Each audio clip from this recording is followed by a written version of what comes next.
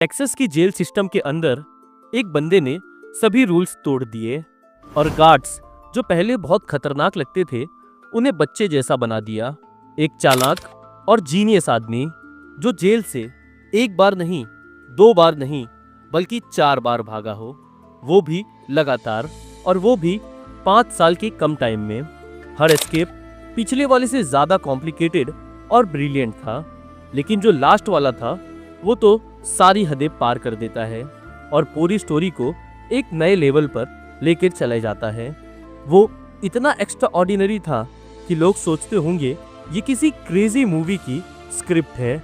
आज हमारी स्टोरी में इंटेलिजेंस, प्लानिंग और सस्पेंस सब कुछ है।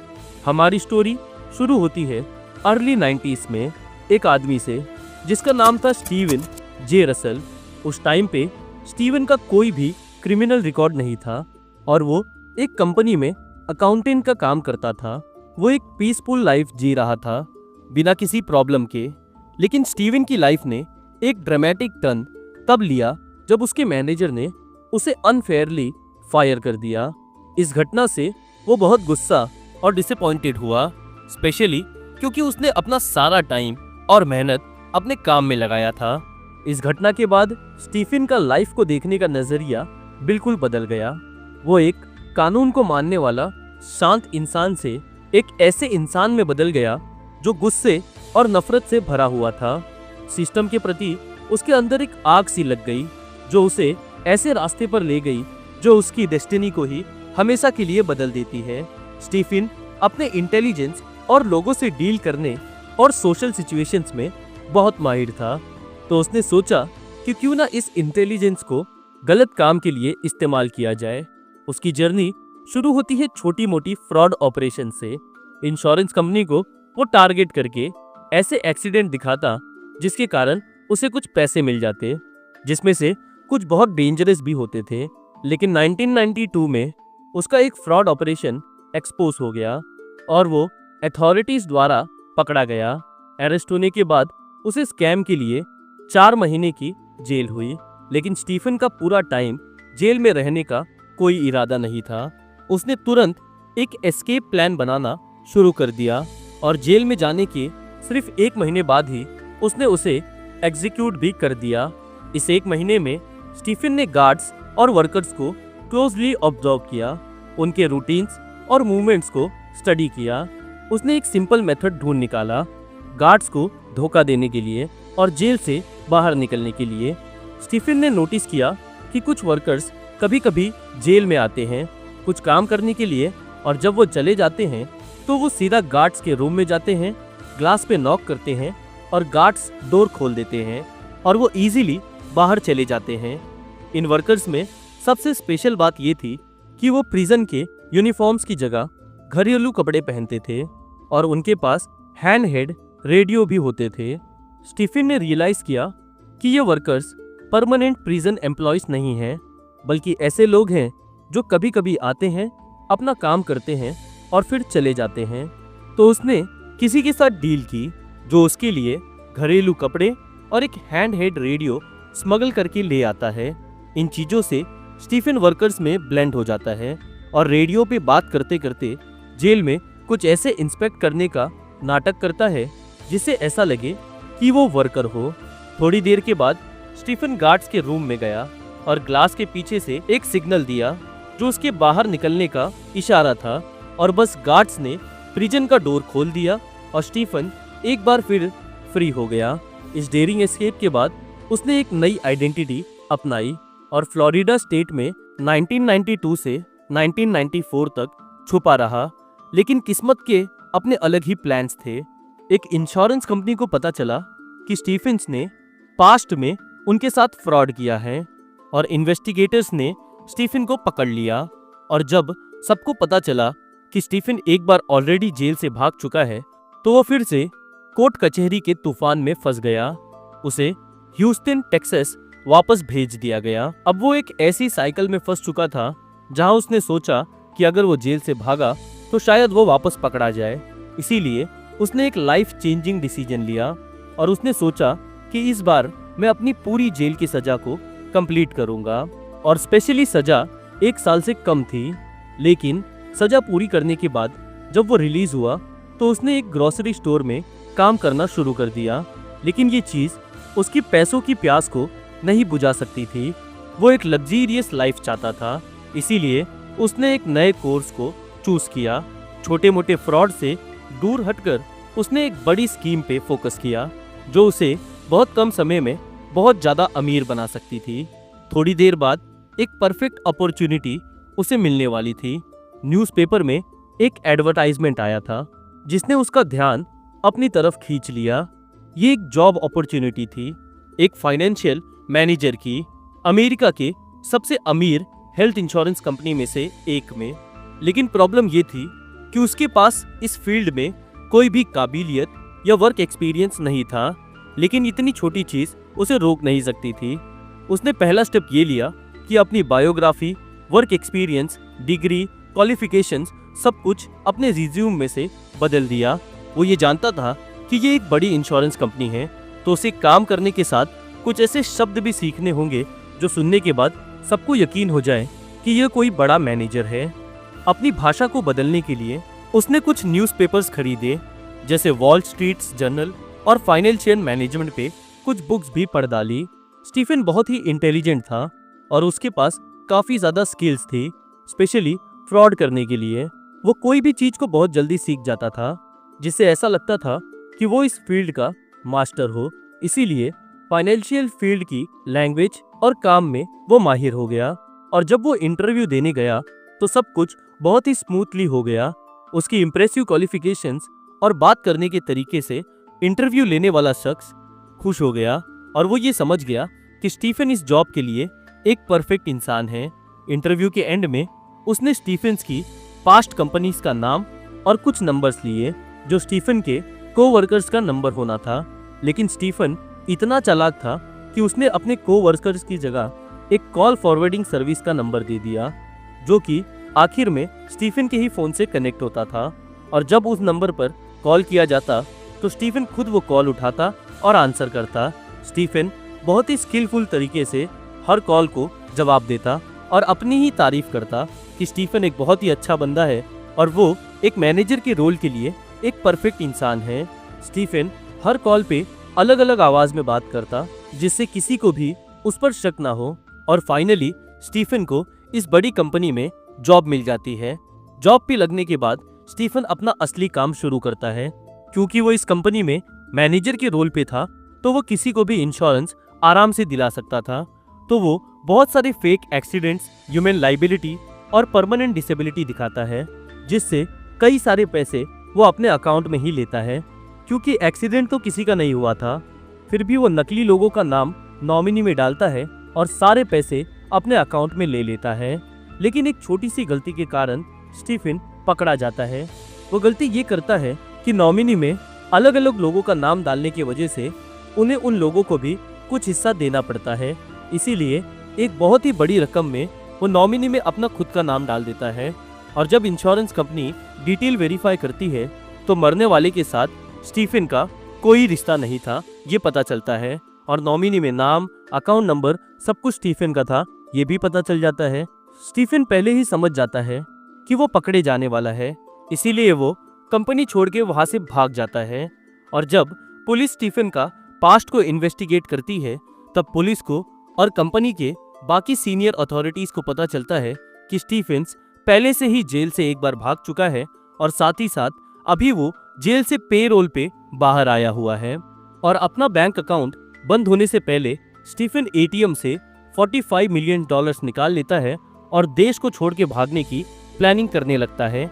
लेकिन उससे एक और छोटी सी गलती हो जाती है, और वो गलती ये थी कि वो सोचता है कि वो अपने घर जाएगा और कुछ ज़रूरी सामान लेकर वहाँ से भागेगा।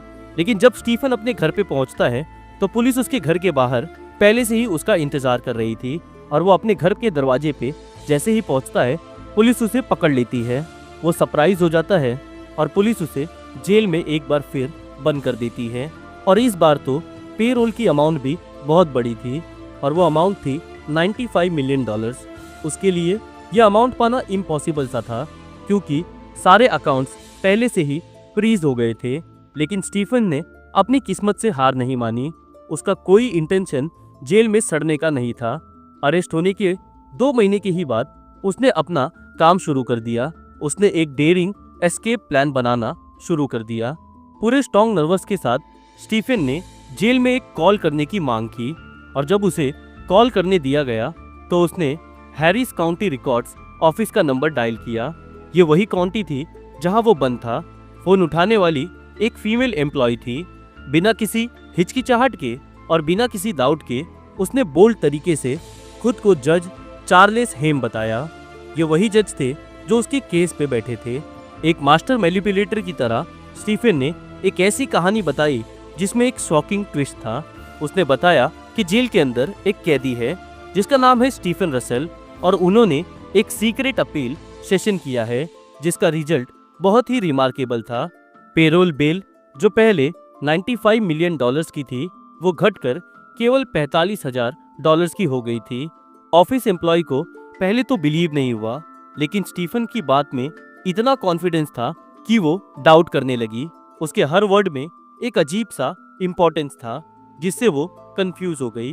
अपनी बात को और पक्का करने के लिए उसने केस की डिटेल्स बताई और जज का एक कन्वीनियंस पोर्ट्रेयल क्रिएट किया।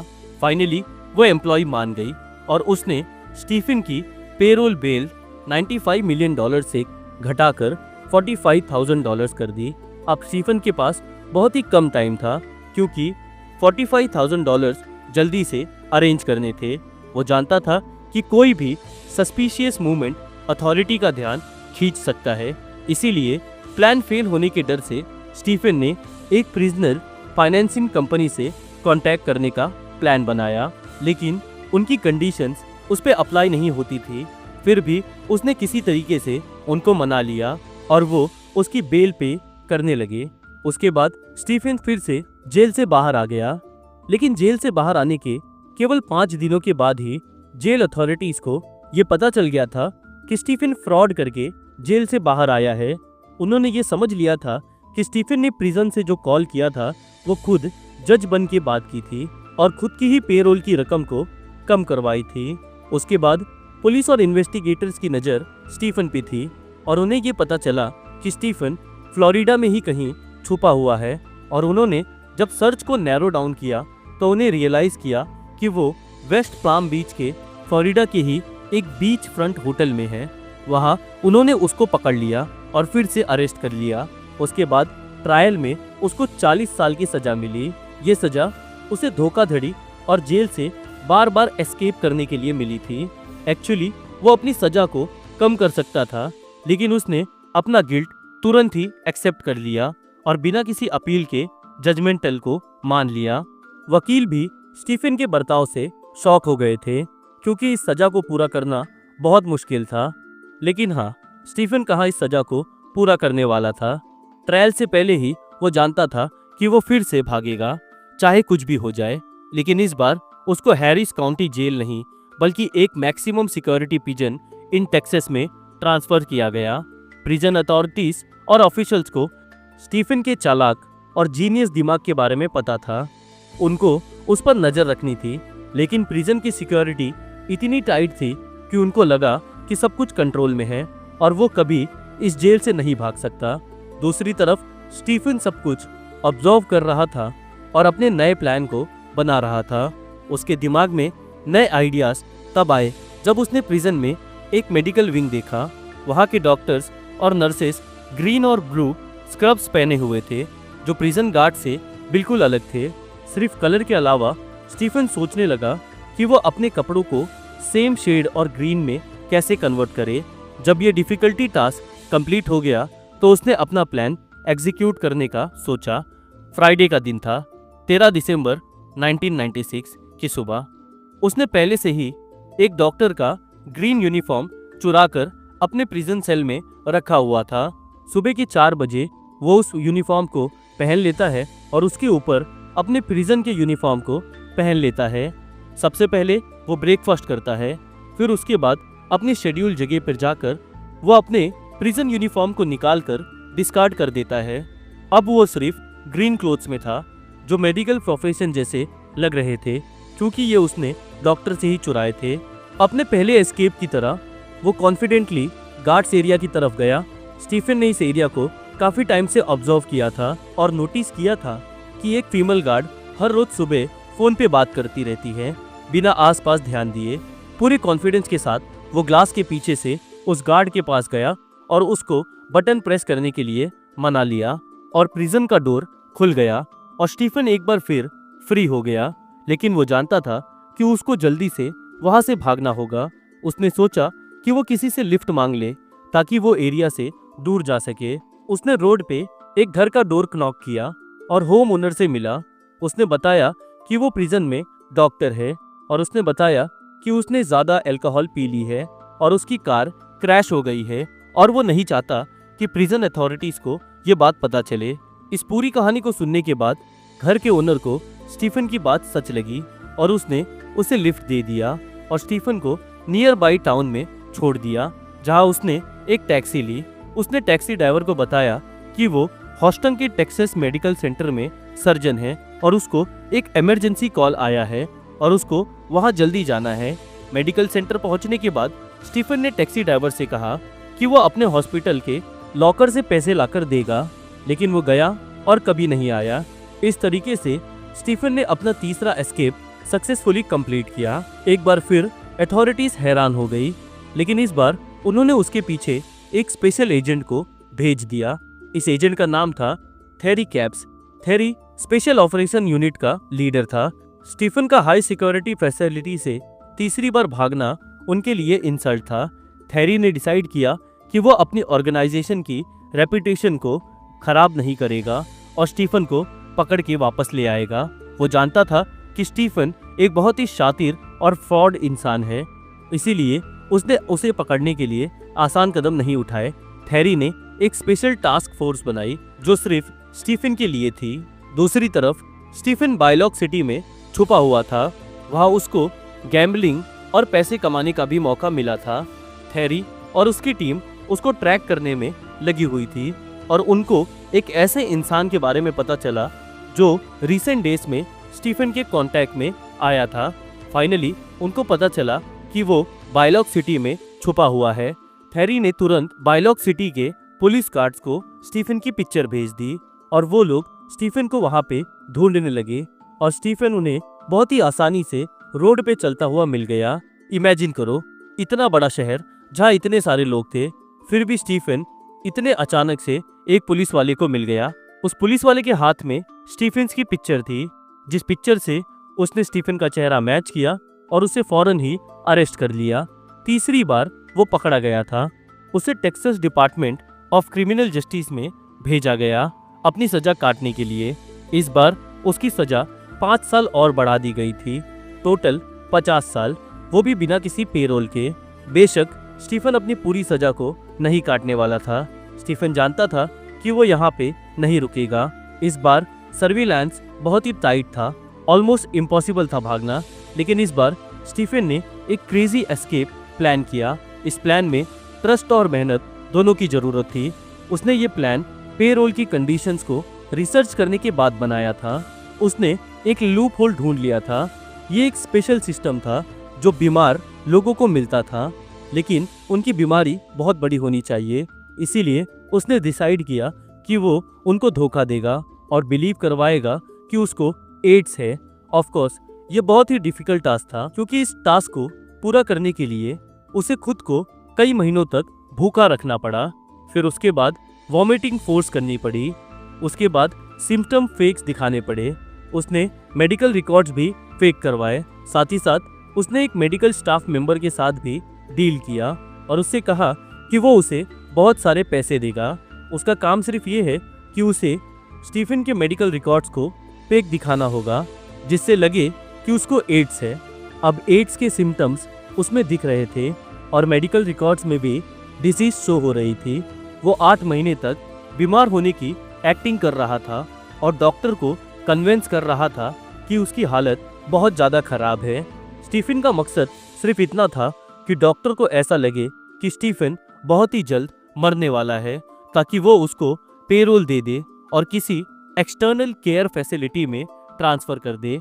अब अगला स्टेप जो ज़्यादा मुश्किल और ख़तरनाक था, जिसमें पूरे ऑपरेशन में उसे अपने आप को कोमा में डालना था, ये दिखाने के लिए कि डिजीज टर्मिनल स्टेज पे पहुंच गई है और वो मर रहा है। स्टीफन ने वो दवाइयाँ कलेक्ट की जो डॉक्टर्स उसे कई दिनों से दे रहे थे। फिर उसने उन दवाइयों का ओवरडोज तब तक लिया जब तक वो बेहोश ना हो जाए और 4 दिनों के लिए वो कोमा में चला गया। इतनी तकलीफ के बाद प्रिजन डॉक्टर्स को यकीन हो गया कि स्टीफन के पास बहुत ही कम दिन बचे हुए हैं। वो उसकी पेरोल को रिक्वेस्ट को मान गए और उसे कैनेडी सिटी टेक्सास स्टेट में एक केयर सेंटर्स में भेज दिया। लेकिन इस बार स्टीफन ने एक ट्रिक सोची। हमेशा के लिए पुलिस और गार्ड्स की नज़र से बचने के लिए उसने अपनी मौत का नाटक करने का सोचा। उसने प्रिजन अथॉरिटीज और केयर सेंटर के ऑफिसर से कांटेक्ट किया, एक डॉक्टर एडम रोज बनकर। उसने कहा कि वो एड्स में स्पेशलिस्ट है और उसके पास इस डिसीज का एक एक्सपेरिमेंटल ट्रीटमेंट है। वो जानना चाहता है कि क्या कोई इन्फेक्टेड इंटीमेट है जो ट्रीटमेंट एक्सपेरिमेंट के लिए सूटेबल हो। स्टीफन परफेक्ट चॉइस था एक्सपेरिमेंट के लिए। प्रिजन और केयर सेंटर ने अप्रूवल दे दिया। स्टीफन ने प्लान बनाया कि वो खुद को डॉक्टर तक कैसे पहुंचाएगा। उसने सोचा कि उसकी फैमिली या रिलेटिव में से कोई उसे अपने घर ले जाए। केयर सेंटर से रिलीज होने के बाद ये एक चालाक मूव था। स्टीफन ने अपना डेथ सर्टिफिकेट खुद ही बना लिया और उस पर डॉक्टर एडम रोज के नाम से साइन कर दिया। ये वही डॉक्टर थे जिनकी नकली आवाज निकालकर स्टीफन ने पुलिस और अथॉरिटीज से बात की थी। उसने सर्टिफिकेट्स की कॉपीज उसने केयर सेंटर, प्रिजन और पे रोल रिलीज ऑफिसर्स को भेज दी। इस तरीके से कोई उसे नहीं ढूंढेगा। स्टीफन सक्सेसफुली प्रिजन से 4थी बार भाग चुका था, इस तरीके से जो परफेक्ट था और किसी ने भी ऐसा सोचा नहीं था। फाइनली वो फ्री हो गया था और कोई उसे ढूंढ भी नहीं रहा था। कुछ हफ्तों के बाद वो फिर से स्ट्रॉन्ग और एनर्जेटिक हो गया, लेकिन फिर से वो अपने पुराने धोखा देने और मैनिपुलेशन वाले तरकीबों पे चला गया। इस बार उसने एक लॉयर का आईडी कार्ड बनाया। अनफॉर्चुनेटली उसने अपनी चतुराई का फिर से गलत इस्तेमाल किया। वो एक प्रिंटिंग शॉप में गया और ओनर से कहा कि वो एक लॉयर की तरह आईडी कार्ड बनवाना चाहता है। ओनर को शक हुआ, लेकिन फिर भी उसने उसकी मदद की और उसे कार्ड बनाकर दे दिया। स्टीफन कार्ड लेकर वहां से चला गया, लेकिन प्रिंटिंग शॉप के ओनर को उस पर शक हुआ। इसीलिए उसने सोचा कि कुछ तो गड़बड़ है और उसने टेक्सास प्रिजन के ऑफिसर्स को कांटेक्ट किया और बताया कि क्या हुआ है। उसने स्टीफन के बनाए गए कार्ड की कॉपी को अथॉरिटीज को भेज दिया और जब ऑफिसर्स ने कार्ड पे लगी पिक्चर को देखा तो उनके होश उड़ गए, क्योंकि उन्होंने देखा कि कार्ड पे फोटो स्टीफन की लगी हुई है। ऑफिसर्स के हिसाब से स्टीफन मर चुका था, लेकिन उन्होंने तुरंत थेरी से कांटेक्ट किया। थेरी सुनकर हैरान रह गया और वो सोच रहा था कि स्टीफन 45 साल की सजा काट रहा है। उसने तुरंत प्रिजन से कांटेक्ट किया, जिन्होंने बताया कि स्टीफन को 1 साल पहले एड्स था और उसकी कंडीशन बहुत ज़्यादा खराब होने के कारण पेरोल पर उसे छोड़ दिया गया। एंड में स्टीफन प्रिजन के बाहर गया और बीमारी के कारण मारा गया। थेरी को यकीन नहीं हो रहा था कि स्टीफन ने फिर से ये कर दिखाया और जेल से भाग गया। तुरंत थेरी ने एक नई टीम बनाई स्टीफन को ढूंढने और पकड़ने के लिए। स्टीफन ने अपनी मौत का नाटक करने के कुछ ही हफ्तों के बाद डेलास के एक बैंक में गया मिलीनियर बनकर और $75,000 का लोन लेने की कोशिश की, लेकिन बैंक के वाइस प्रेसिडेंट को उसकी स्टोरी पर शक हुआ और उसने कहा कि वो FBI को इन्फॉर्म करने जा रहा है। स्टीफन को लगा कि कुछ गड़बड़ होने वाली है, तो उसने उनका ध्यान भटकाने के लिए हार्ट अटैक का नाटक किया और एम्बुलेंस बुलाई और जल्दी से वहां से निकल गया। रिपोर्ट होने के बाद उसे हॉस्पिटल रूम में गार्ड्स के अंडर रखा गया जब तक FBI इन्वेस्टिगेशन के लिए नहीं आ गई। लेकिन फिर से स्टीफन ने अपनी चालाकी और कॉन्फिडेंस का इस्तेमाल किया। उसने हॉस्पिटल से FBI एजेंट बनकर कॉल किया और कहा कि उसे रिलीज कर दिया गया है, इन्वेस्टिगेशन खत्म हो गई है और वो अब सस्पेक्ट नहीं है। कुछ टाइम के बाद हॉस्पिटल ने FBI को बताया कि उन्हें FBI से कॉल आया है और स्टीफन को रिलीज करने के लिए बोला गया है। FBI एजेंट्स भी हैरान रह गए, क्योंकि उन्होंने ऐसा कोई कॉल किया ही नहीं था। स्टीफन का सिर्फ ड्राइविंग लाइसेंस बचा था जिस पे उसकी फोटो थी कंफर्म करने के लिए। डेलास में ही वो छुप कर रहा था। टेरी और उसकी टीम सिटी में एक्टिव हो गई और लोकल होटल्स में उसे ढूंढने लगी। उन्होंने पाया कि वो कई होटल्स में रहकर वहां से निकल जाता है। एक से दूसरे होटल में वो जा रहा था। इन्वेस्टिगेशन के दौरान टेरी और उसकी टीम डिफरेंट सोर्सेस से इंफॉर्मेशन ले रही थी, जब तक कि वो एक इंश्योरेंस कंपनी तक नहीं पहुंच गया। लग रहा था कि स्टीफन उनसे कांटेक्ट में था और झूठे डॉक्यूमेंट्स फैक्स करके उन्हें धोखा देने वाला था। इस इंफॉर्मेशन से उनकी सर्च नैरो डाउन हो गई। फैक्स नंबर को ट्रेस करके पता चला कि स्टीफन सिटी के एक स्पेसिफिक एरिया में है। थेरी ने लोकल पुलिस डिपार्टमेंट से मदद मांगी सर्च में और स्टीफन के लिए एम्ब्यूस सेट किया। जब वो फैक्स मशीन यूज कर रहा था, थेरी जानता था कि स्टीफन दोबारा फैक्स मशीन यूज करेगा इंश्योरेंस कंपनी को डॉक्यूमेंट्स भेजने के लिए और फिर से उन्हें धोखा देने के लिए। थेरी ने सोचा कि Stephen same fax machine use करेगा और तभी वो उसे पकड़ लेगा, लेकिन तभी कुछ ऐसा हुआ जो थेरी ने भी नहीं सोचा था।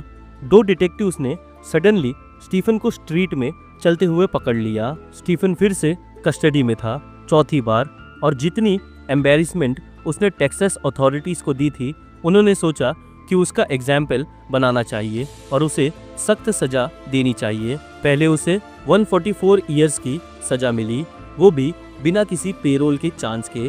फिर उसे हाईएस्ट सिक्योरिटी यूनिट में डाल दिया गया, जो यूजुअली मोस्ट डेंजरस किलर्स और क्रिमिनल्स के लिए होती है। भले ही स्टीफन्स के क्राइम में वायलेंस नहीं था, फिर भी उसे इस यूनिट में डाल दिया गया। इस यूनिट में प्रिजनर्स 23 घंटे कैद रहते थे और उन्हें सिर्फ 1 घंटा एक्सरसाइज और पर्सनल हाइजीन के लिए मिलता था, वो भी गार्ड्स की कड़ी नज़र के सामने। आज भी Stephen same high security unit में कैद है, जहां वो 1998 से अपनी सजा काट रहा है। और यहाँ हमारी स्टोरी खत्म होती है। मुझे उम्मीद है आपको ये स्टोरी बहुत पसंद आई होगी। अगर आपको वीडियो पसंद आई है तो लाइक बटन को अभी दबा दें, और अगर आप लोगों को इसी तरीके की जेल एस्केप, बैंक रॉबरीज और ट्रू क्राइम की वीडियोस देखना पसंद है तो अभी क्राइम स्टूडियोज चैनल को सब्सक्राइब करें और बेल आइकॉन दबाना मत भूलिएगा, ताकि मैं जैसे ही अगली वीडियो अपलोड करूं सबसे पहले उसकी नोटिफिकेशन आपको मिले। मैं मिलता हूं आप लोगों से अगले वीडियो में, तब तक के लिए अलविदा।